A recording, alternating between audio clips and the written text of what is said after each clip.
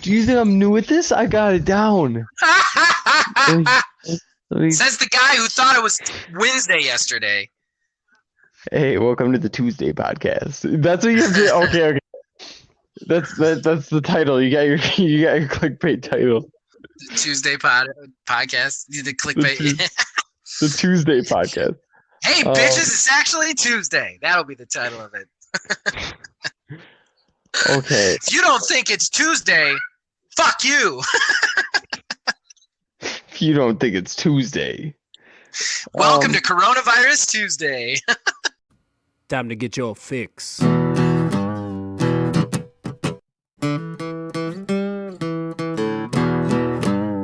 It's a horrible gaming podcast. It's not good, it's not great. Horrible gaming podcast. It's not even what you would call fair. It's really not that good.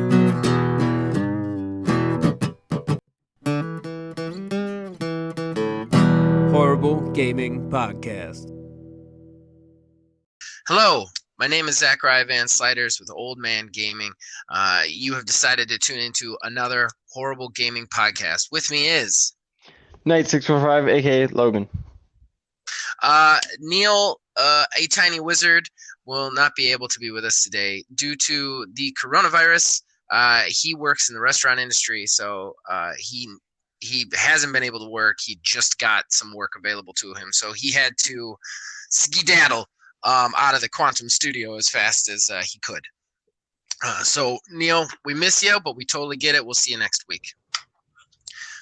It's not like you overslept or anything. So welcome to the Tuesday podcast.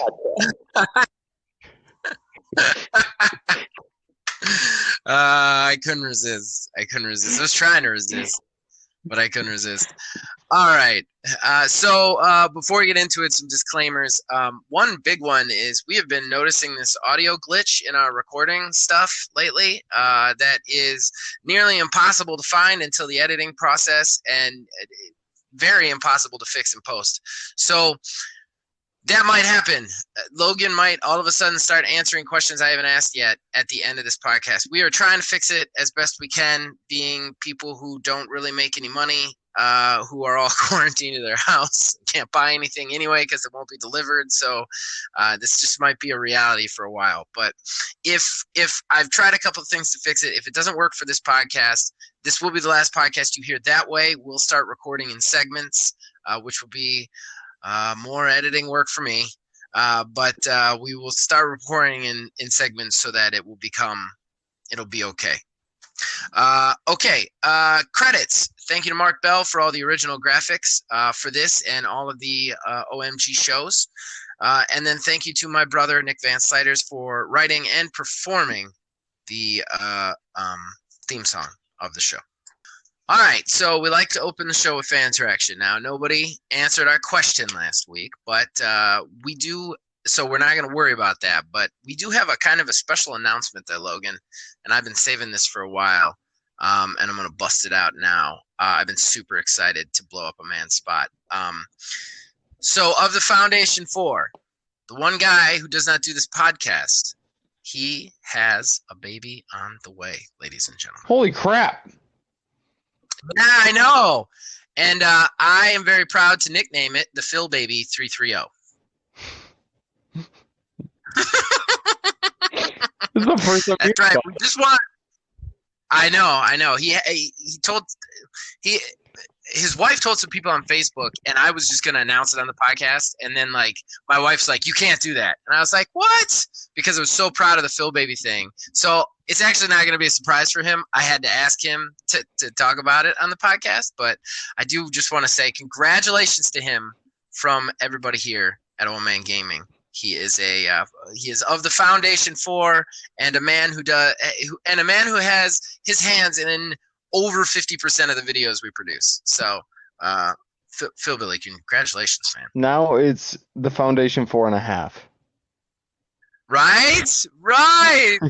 The Foundation 4.5. Foundation 4.5. Let's just make it the 5, and we can add his kid and Stella together.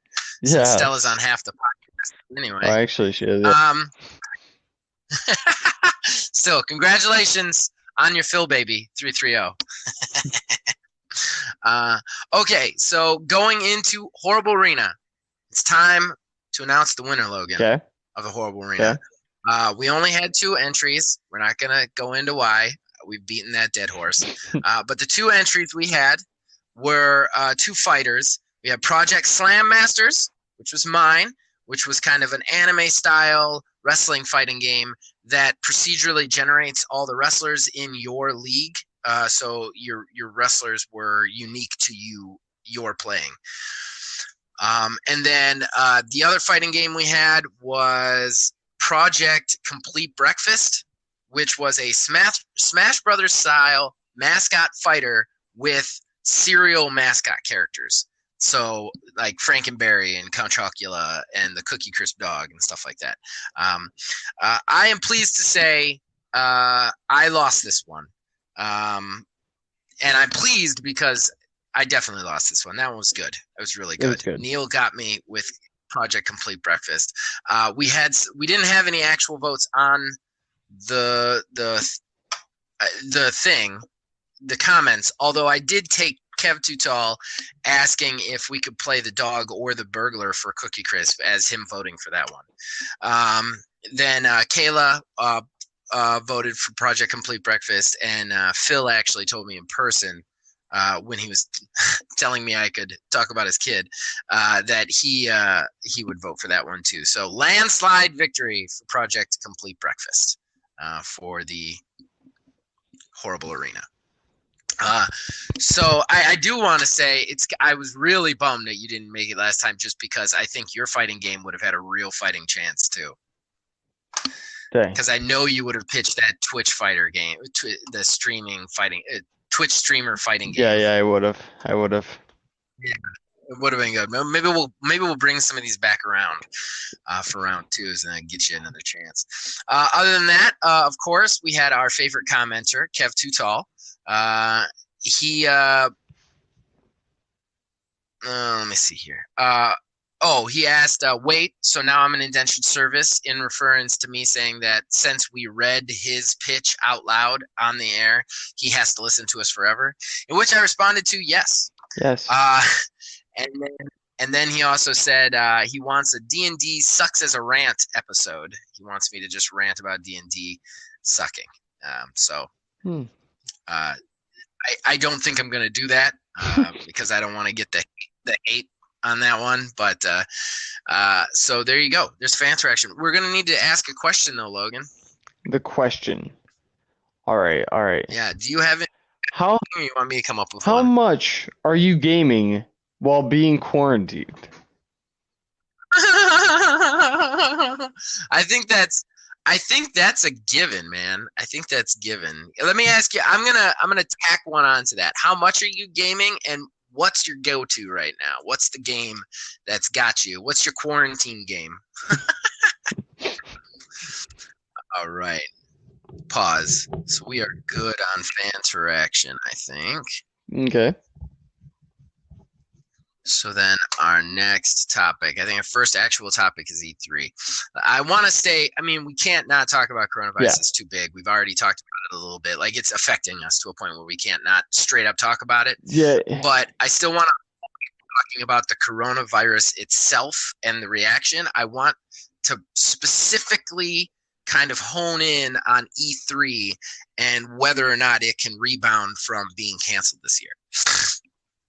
Ooh. Okay. You see what I'm saying? Like, because E3's canceled and they were already in trouble.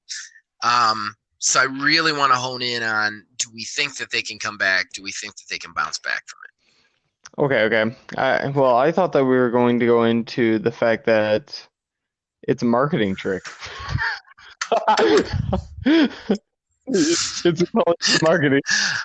I don't think that's a great idea. I don't think us taking the stance that coronavirus is a marketing trick will get us any love out there.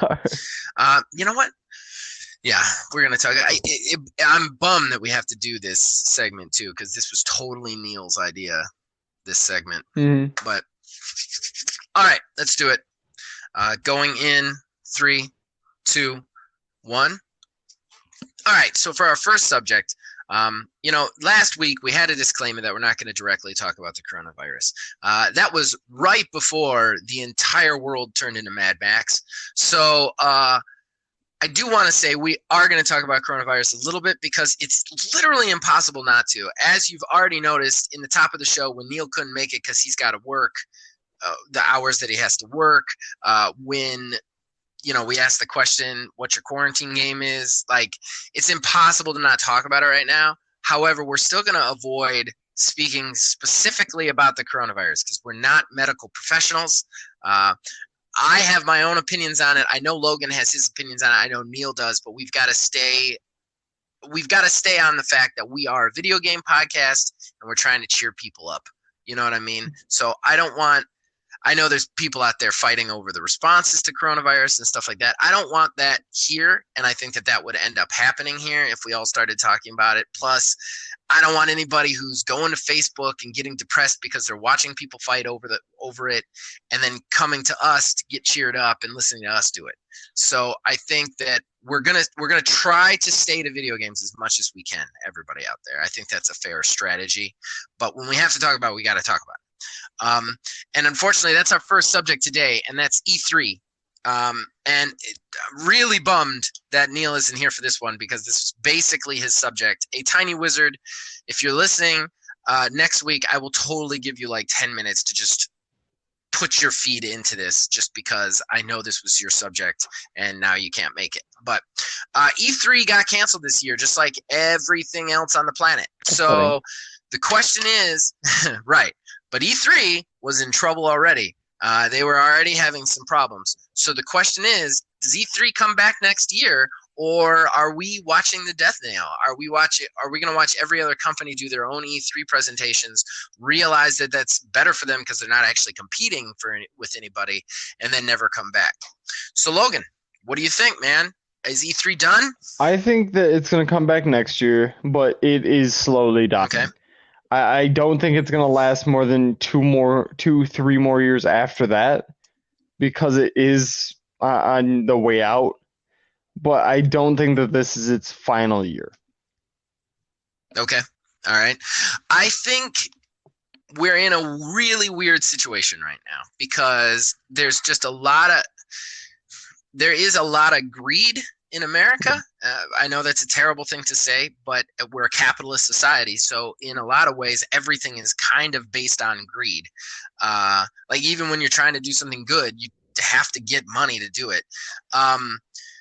So with that in mind, I think we're in a tough situation because these people who do this spend a lot of money to do E3. And when they realize that they're not competing this year, and they can just like create their own narrative, I think we're in a tough spot where why would they go back? Why would they spend the millions of dollars that they have to spend for an E3 presentation to set up an E3 presentation when they can do it in their backyard for way cheaper and control the narrative? They can feed the crowd with people who love everything that they're showing, which will get people hyped, whether you want to or not. I don't think E3 is not going to try and come back next year, but I think one of two things needs to happen for E3, and both of them are very sad.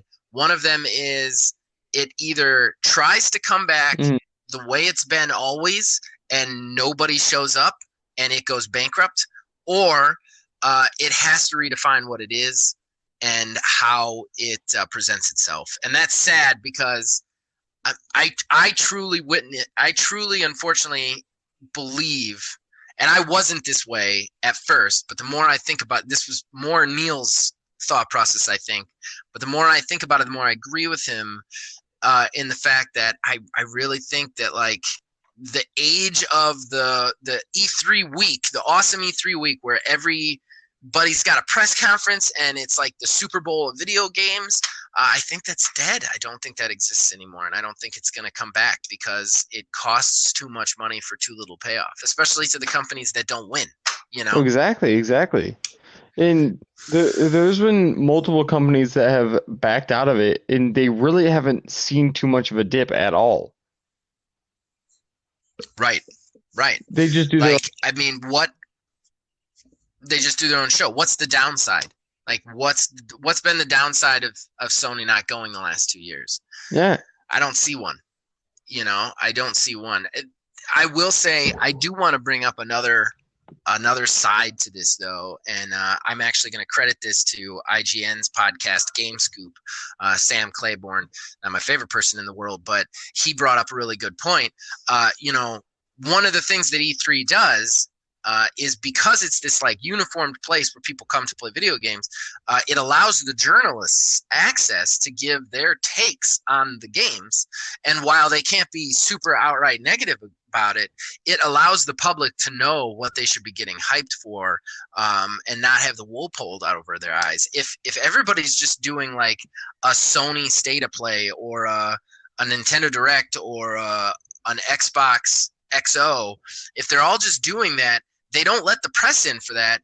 There's no reason for you're shutting down that journalistic side of things where you can really get the story and find out more about the game.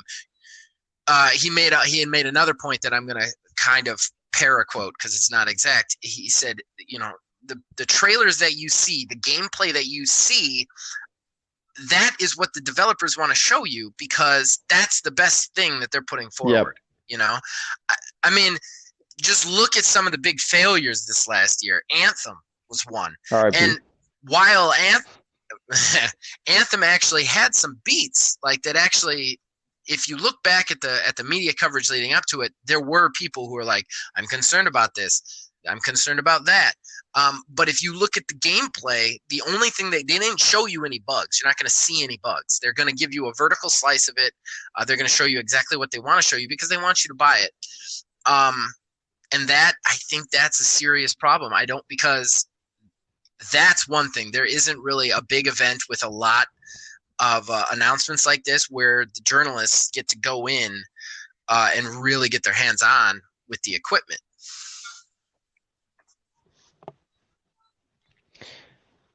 Yeah, I really can't disagree with that. It's a fading conference, that's for sure. Yeah, I think we're really in a tight spot with it. I think we're in a really tight spot, and I'm depressed because, I mean, I don't know how much it's meant to you. That's a good question. You're much younger than me. How much is E3 meant to you? Like, is it a big thing for you, or has it already it's just kind of like a side note to you? Honestly, it used to be. Like, I want to say 4 or 5 years ago, I actually used to flip on my TV whenever they had it on. I would watch a little bit, and I'd be like, wow, these games look really cool, and this is really entertaining. And then it just faded off. And so it wasn't too big for me, but it definitely had its few years. It's super important to me as an older guy who's watched it come up, and I feel like that's a sign of the time too. I don't know that the younger people, the younger generation of gamers, are really thinking about it like the Super Bowl of games anymore, just because of how much it's dropped off already. Maybe it's something that the older timers are holding on to that they don't need to, I guess. Mm-hmm. All right. Well, I guess we've covered that as best we can. And Neil, like I said, this was your subject. I know you want to talk about this. So next week, when we have you on again, I'll give you a full 10 minutes to give us your point of view too. All right. That brings us to With My Last Breath. This is a fun little segment I like to do where, since I go on these rants, we condense it into one. Logan's going to give me a topic. I'm going to rant about it for 60 seconds. He's going to time me. And then he's going to give me a letter grade on how well I did. And I am definitely keeping track of all of them. So, all right, Logan, what's the topic? I love how upset you are about this topic already. The topic is how Logan is the best host on the show. Oh, sweet Jesus. And in the foundation. Oh,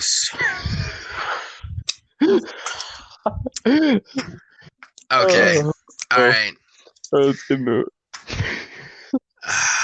I'm trying to decide whether I should do this or just take the F.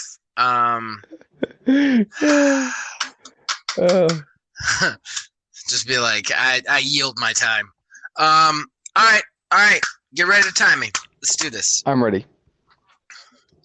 3, Oh, you 2, okay. 1, go. Okay. Is he on time all the time? No. Does he communicate the greatest? Definitely not. Will he stand you up probably 1 out of 7 different podcasts? 100%. However, that's where the bad stuff ends. Logan is an incredibly smart and intelligent person, and I'm going to say for his age, which is going to make me sound like a piece of crap, but still, for his age, he is very mature. He has a good way of looking at things. He has a good outlook, and he knows his stuff about games. Not only that, he has something that neither me nor Neil have, which he plays games we don't. He's a very competitive gamer. He's very good at the competitive scene, and he monitors Twitch a lot more than either one of us do. Without his point of view, this show would not be the show that it is today. Not only that, without his youthful point of view, this show would not be the show that it is today. Without Logan Claxton, a Horrible Gaming Podcast doesn't work. And without Logan Claxton, Old Man Gaming doesn't really exist, since he was the first one to tell me that I should do a review, which was our first video ever. And that's time. Logan Claxton is the best podcast host ever. Thanks, Zach. I went positive, man. I went positive. That went good. That's pretty damn good. I'll give you. I can't wait. I can't wait for Neil to do the same next week. It's like Neil will be like, all right, why am I the best host? And then you can be like, why is Phil Billy 330 the best Foundation 4 member? You guys could just troll me the entire time. So what's my letter grade, man? I give you an A. Hey, okay. All right. It might be straight. I gotta say, it was about me. I was about to say, as a judge, you might be a little biased on that one. A little bit. All right. So we're going to do some random quick topics all rolled into one. We're going to talk about the betas there, Logan. It's beta season is back up. So we're going to start right off the back with a beta that, while it does have the word beta scrolled all over it, nobody's calling it a beta. Modern Warfare Warzone. And I was very upset with this game last week. But we have had some time to play, both together, and Logan played by himself. Yep. So what do you think, Logan? What do you think of the Warzone, of the Battle Royale and the Plunder? Well, I'm going to be the upside to this. And I love this game. Like, it takes a lot to take my attention away from the games I like, and this one got me. They made a really good game. They made a battle royale where you're not down and out immediately. So if you're playing 3-man squads, which I do pretty often, and one of your people go down, you can have multiple chances to eventually pick them up. So I love that. It's very, very fast paced the entire time. Yeah, it is. Real fast time to kill. I love those in the COD series, don't they? All right, well, were you done with the positives? Do you want me to? I was going to get some back and forth right there. Oh, we can have some back and forth on the positive. I do have some things that I really loved about this. The Gulag is one of the coolest freaking things in any. It's definitely top 5. One of the coolest things in any battle royale I've ever played in. The Gulag. And while I am an old timer and I'm not great at the competition, I have played plenty of battle royales.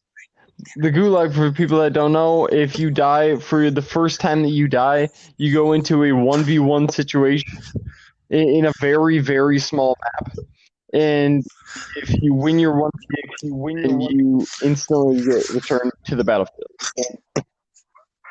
It's really cool. You get kind of a random spawn of weapons too, and it's just like this little like prison shower area. And it's even cooler. They put all the people who are waiting are up in this place watching, and they can like throw stones at you. Like it's It's a very cool idea for a battle royale. It just really is, and I love it. I mean, I'm a little biased since the first 2 times in, I got back into the field. I think all my kills in the actual battle royale were in the gulag. But I really enjoyed the gulag. I thought that was that was the crowning achievement of the Warzone, personally. Yeah, I really enjoy the airdrops too. You didn't really get a good look at that since you're like lower level, but Yeah, well, once you start getting your guns and you start getting your loadout that you really enjoy and that you can get that pretty consistently. I want to say 2 to 3 times a game you have opportunities to get that airdrop. So you're not leaving that's it, nice. you're not leaving it up to fate like a lot of other games with RNG, which RNG is good in some situations, but for that you have to get up to Hey, 6. there isn't any battle royale player who hasn't like dropped in PUBG and ended up with a pistol like for way too long. You know, I totally, yeah. I mean, the RNG, I mean, it's a necessity, but I do like the addition of the loadouts and being able to drop in your loadout whenever you want it. Yeah, so it makes it so endgame it is about skill. It makes it so that you have the one that you picked. Hmm. Hmm. I'm just waiting for you to tell me I can go negative. I really so you have any more positives? All right. Do I have any more positives Yeah. about Warzone? Yeah. No. There's so much positive from this game. They really did it right. Mm. I really enjoy the gunplay. Just like I said, the respawns are nice. House camping isn't a huge thing. They add little checkpoints for you to do. I'm trying to speed through right here. Even when you're not. I'm actually not gonna go that negative, honestly. I'm gonna hammer home what I said last week. I don't want to take up 96 gigs for a battle royale. That is insane. There's no reason for that. That I have to download the entire freaking game just to play the battle royale mode is bullshit. And it's an Activision trick to get you to just buy it anyway. And I hate that crap. That crap pisses me off. The other thing that pisses me off is you have to sign up for an Activision account. You have to sign up for an Activision account to get on. So now I gotta get emails from them. That makes me irate. Makes me irate. The game isn't that bad. I don't hate the battle royale. I don't hate it at all. I think the time to kill is too fast for me. Indicated by the fact that I was always dead. But like if I'm picking a battle royale, I might not be picking that battle royale just because of that. But I think it's a quality made battle royale. The other thing that I was gonna go negative on, they fixed right after we stopped playing. I don't know if you saw that. They added solos. Yeah. Did you get to try the solos at all? I've not gotten to try the solos, but I've heard from all other sources that it's really good. And I'm sure it is. That's another thing. I don't like to play battle royales in teams anymore since Apex. I really enjoyed Apex for a long time, and I was very into that game.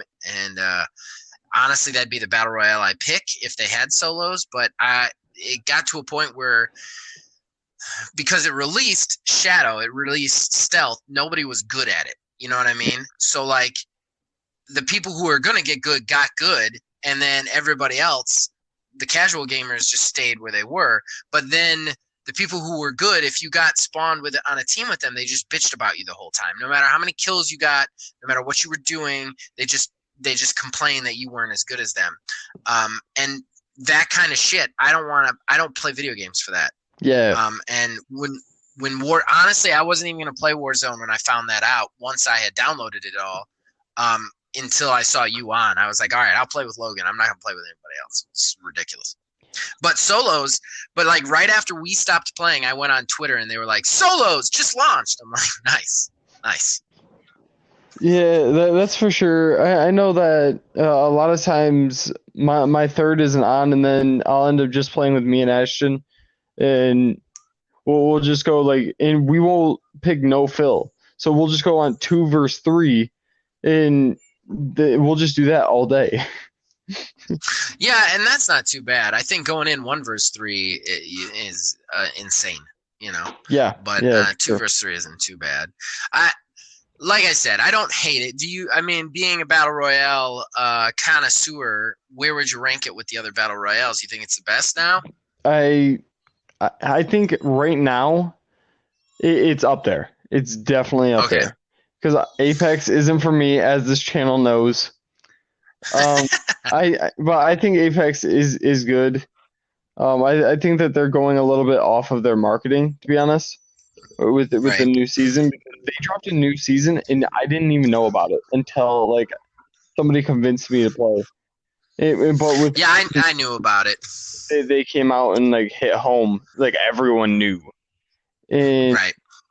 so I think they messed up a little bit there. I definitely think that it's better than Fortnite at the moment. Just Mm, listen to me for this. Listen to me for this. I think it's better for Fortnite because of how casual it is. With Fortnite, okay. you have to learn the build technique. You have to learn how to get these weapons. All this. In this, I played with my friend Dylan, like I talked to you about, which never touches a video game ever. And all you have to Right. do LT, RT, aim, shoot. That's it. See the person. Yeah, I got a Shoot. couple of kills. It's not. I mean, with the time to kill being so fast, you can get lucky. Exactly. I think that's why the addition of the gulag and the addition that you can also you collect money throughout it. You can actually buy back teammates as well. Um, so I think with those kind of additions is good with the time to kill being so fast. Mhm. Um, I yeah, I don't hate it. I don't hate it. I don't love it, but I don't hate it. I'll definitely play it with you, honestly, but Mhm. I don't I want to try it solos, honestly. I want to see what I think about it Yeah. solos because I absolutely hated Call of Duty Blackout. And I would definitely say this is superior to Blackout. I also really like the way they do the armoring system and the health system in this one. Um, there are some positives to the game. I really don't like the way they did uh, the download, and I don't like the way they did the fact that I have to sign up for it. Is a little irritating. So it's everything outside of the game that makes you hate that game.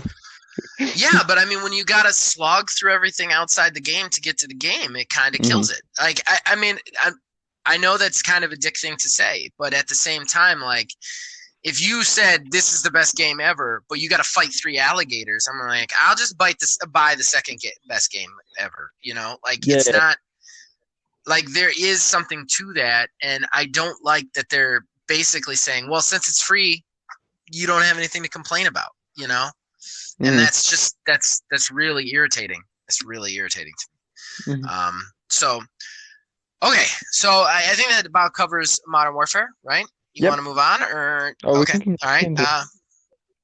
We're not going to take any breaks on this since it's all basically one topic. I want to go to Fantasy Star Open Beta. It finally came, Logan. It finally came. Fantasy How is Star it? Online. It's great. It's great. It's not the best graphically. It's kind of confusing at times, but it's just fun. It's just a fun game that you can just immediately jump into and play. And I love that about this. I'm going to probably do the review of it this Monday. I was kind of bouncing back and forth because I don't know if the open beta is going to remain ongoing because they have 2 weeks of stuff scheduled. So for at least 2 weeks, it's going to be up.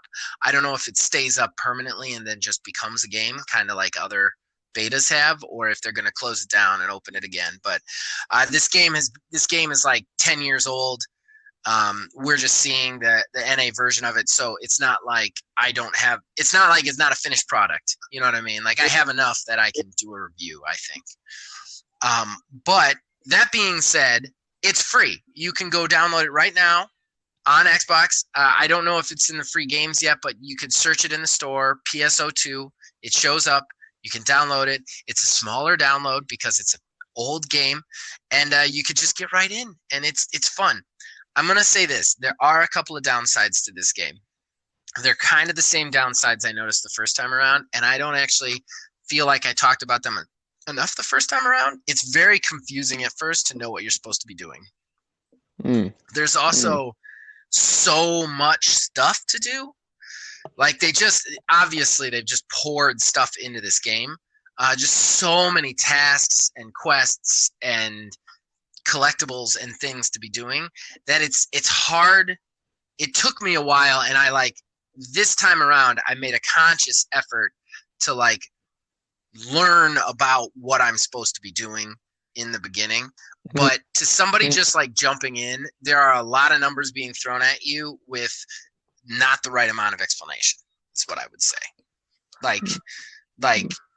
I would say go watch a beginner's guide first, somewhere on YouTube, and then go play it. But other than that, it's really easy to play. You just go in, you select a quest, you go into the world, you shoot stuff, you get out. I really like it. I love the customization on the character. Not necessarily what they look like, but they're you can customize right down to each different little attack they do and where they do it on their buttons. It's just so great in that regards. I want to get Phil Billy into it. I think he's going to be really intimidated by it at first just because of the information kind of overload. I don't, there's nobody playing that game for the first time isn't going to be like, holy shit, what am I looking at? But one of the coolest things I've found in there, you get ability loadouts, just like any other RPG that you level up through character points. But you can have different custom loadouts for your abilities. So if you want to have one ability maxed out and the other one weaker, you can save that as a loadout and switch to it on the fly before a mission, whereas Borderlands makes you completely respec the character over and over again. Stuff like that, just really cool stuff. Are you going to try it? I'm going to try it. Yes. I'm not going to lie. Since it's free, I might make all four of us try it in the next Foundation 4 plays once the Brawlhalla stuff has run its course. I might make everybody try it. I'd be down. Yeah. The more I play it, the more I think Neil's going to hate it. But it's hard. Neil's hard. He's very techie. He's very good at that part, but he really likes the games he likes. And the games he likes are narrative single player games, man. Those are his bag. Unfortunately, Neil, I love you. They don't make any of those that we could all play for free. That's true. So very simply, we've got to play stuff like that. But that or Dauntless, I was thinking for the next Foundation 4 plays. So I wouldn't mind either one. We're getting to the point where it's time to do the arena. I want to touch on one other beta that I got to jump back into, if that's all right with you, Logan. Yeah, go ahead. Bleeding Edge. They had their final closed beta this last weekend. They saw quite a bit of bugs this time around and actually had to extend it by one day. I did not get to play a ton of matches. I only got to play a couple of matches. My time was very limited over the weekend. But I gotta say, I am a little bit less hyped for that than I was before. It was not a positive experience. Ooh. Yeah. Well, yeah, why it wasn't. experience? Well, first of all, as I've said before, being the hero hero fighter type game, you can't pick. No one can pick. You can't pick doubles characters. So it's a team of 4, but everybody's got to pick a different character, right? Okay. If one character does not pick a support character, the team loses. Period. Which I said I had kind of a problem with that in the first one, actually. But the character. From the first time to this time, people have realized, I guess, that certain characters are better than others. So there's a balancing issue. Mhm. So every team has a gizmo. It has a Culve as their support character, and then it usually has an El Bastirdo as a tank. Every team, every player just rushes to those characters, which is really frustrating because those were my 3 favorite characters from the last closed beta. Yeah. I didn't know that they were the best characters. I just liked the way they played. So what's really frustrating is there's no mechanic in place to not let people continually play as those characters. So or to give priority of it. So I never got to play my favorite characters, not once. In addition to that, when you have these balancing issues, it causes a real problem in a game like this because it's all about those characters. You know what I mean? Yeah.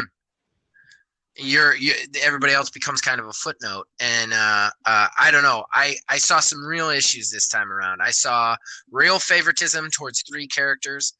In the 4 games I got to play, Gizmo and Culve were taken immediately, right off the bat, in every game. So that to me signifies that those characters are a little broken. You know what I mean? Yeah, a little bit. I don't know Overwatch's situation, but from what I understand, Overwatch is a pretty balanced game, and this one is supposed to be competing with that in a way, and that makes me very nervous. But it reduces the fun. It just reduces the fun when you're on a team and you can't. The other thing there was huge connectivity and people leaving issues. So we were always fighting like a team of 2 or a team of 3. If this is a competitive, like a highly competitive multiplayer experience that they want, I should never be in a game with 2 opponents. You know what I mean? Like, yeah, can you just stomp on? Right. Like if the other 2 drop off, suspend the game until 2 more join in, or the game is forfeit. Like, I should never be in a game where I'm just pounding on the other team with the other 3 people on my team for, 20 straight minutes. And I tell you what I should never have happen, which I had happen twice, is I should never spawn into a game with only a minute left on the clock. Yeah. That shouldn't happen. I should not pick a character, spawn in, and the match ends. And that happened a couple of times too. So I think they need a little work. And it bothers me that my experience with the closed beta has actually gotten more negative, which has almost never happened. Like the first time I really loved it. Second time I'm like, this is not good. So I feel like that's a bad sign. But all right, They took a step backwards. Yeah, exactly. And I very rarely see that in games. You know what I mean? Like, I don't know how they did that, but I think maybe too it's just people getting used to it. Once they get used to it, that's when you notice all the problems, Yeah. So I don't know. But ladies and gentlemen, that brings us to the horrible arena. The moment everybody's been waiting for. The horrible arena, if you don't know, I'm gonna tell you, all the hosts, they get to pitch a game to you guys, the crowd. We get to pick a developer, a project title, and then we pitch the game based on pre-selected criteria. Today's criteria, Battle Royale. Once we pitch it, you guys get to comment anywhere that you want to vote for the winner. And then we announce the winner next week in the Fanteraction section. So, with that being said, today is the Battle Royale. Logan, this is your specialty. You got to see if you're going to get a win on the board here. So, you want to take it first, man? I'll take it. I'll take the reins. All right. Survival games. That's the title. All right. It is a battle royale with 12 players. It's not a typical battle royale. You 12 players drop in a different random location throughout the world. So 12 people will drop into the desert, or 12 people will drop straight into the tropical rainforest. And as the circle will be a closing circle, like most battle royales, and you will face off against other players, but they are not the scariest thing out there. There's a lot of things scary in the wild, other animals, maybe even poachers that will show up. You have to try to survive against the AI and other players showing up. You will have weapons that you can craft, like spears, and if you can get one of those poachers' weapons, then you could have a gun. It is a very tough world to try to survive in the wild. Survival games. The developer is... What's the developer? Daybreak Games. Yeah, yes. Good call. All right. And just one more time. Survival what was the games. Project name?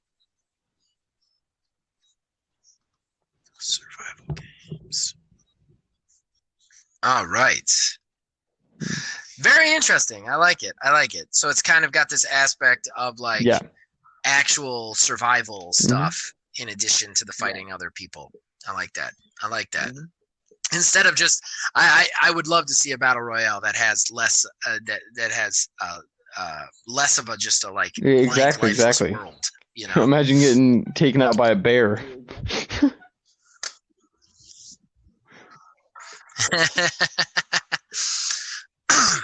Okay, so my battle royale. The developer is Ubisoft again. I do love me some Ubisoft. And my project name is, I didn't have a project name. So we're gonna, we're gonna call it Project Edge.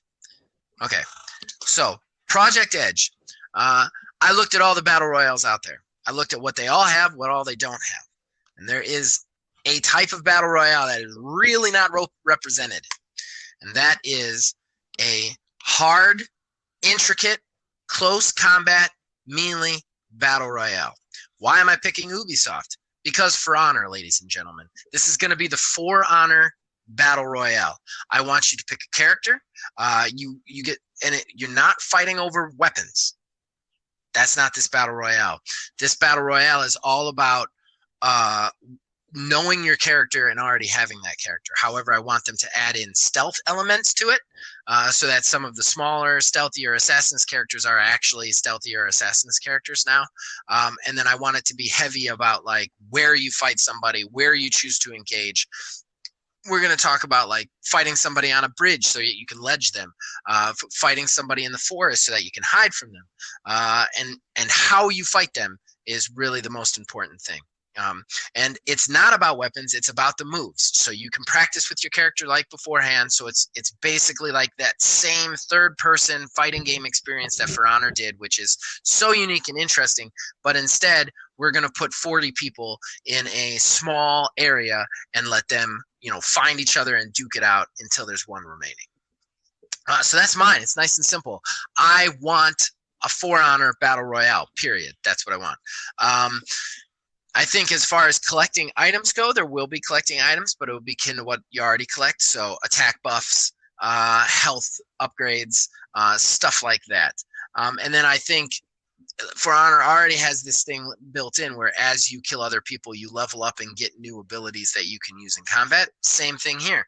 As you destroy people, as you kill people, as you finish them off, you'll earn renown. Renown allows you to do bigger abilities that you are able to set in a preset loadout right off the bat. So that's what I want. I want Project Edge, and I want the For Honor Battle Royale, ladies and gentlemen. And that is it. That is the arena. You have your choices now. You have Project Edge, the For Honor Battle Arena, versus Project Survival Games, the open world survival battle arena. So what's it going to be? Which one will it be next week? Cast your votes in the YouTube comments below. Join our Discord. You can cast your votes there. You can cast your votes on Facebook. You can cast your votes on Twitter. You can just tell me in person what you want to vote for. That's how we roll. So And on our Discord. Cast your votes anywhere you guys can. And that brings us to the end of the show. I did already say that, but yes, and on our Discord. So that brings us to the end of the show, Logan. Go do you have anything to our specific Discord. to plug this week? Yep. We are really trying to get that. We're getting some people. We're up to I want to say we're getting some good people in there. So yes, join our Discord. The link is posted in the comments below. And then, of course, you can reach us on Facebook at Old Man Gaming DH, on Twitter at Old Man Gaming 9. And then, of course, you can talk to us in the comments below. We are thirsty for conversation with you guys. We have 127 subscribers, and none of them like to talk, except, a few of them that are crazy. So we love to hear from you guys. We love to talk to you guys. If you join the Discord, you can actually influence the show, not just with the arena, but you can also influence our other shows and what we do in them. So please check out everything we have to offer in Old Man Gaming. And as usual, if you guys keep watching and listening to these, we will keep making them. See you next week.